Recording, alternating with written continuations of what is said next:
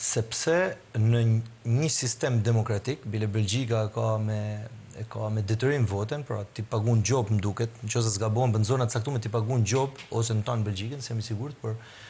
njifin edhe shtetet tjera që vota është detyrim, në demokraci ti nuk mundesh me kenë zonë gri, ti nuk mundesh me kenë nuk du mu marrë hiç me këtë punë. Nuk du mu marrë hiç me këtë punë konsolidon pushtetin aktual, gjithmonë, kudo. Pra ti je indiferent ndaj marrjes vendim nëpërmjet votës, ti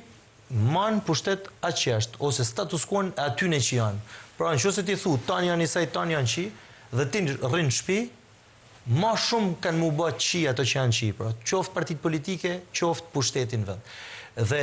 tet komplikun për tana arsye çfarë fol me sot, pra mu, se po flas kështu në vetë, po thonë ka kaluar megalomani, po mu duhet me më votu sepse unë pretendoj që përfaqësoj një klasë tre politike i angazhuar prej 20 vitesh, tashma një parti politike që unë mendoj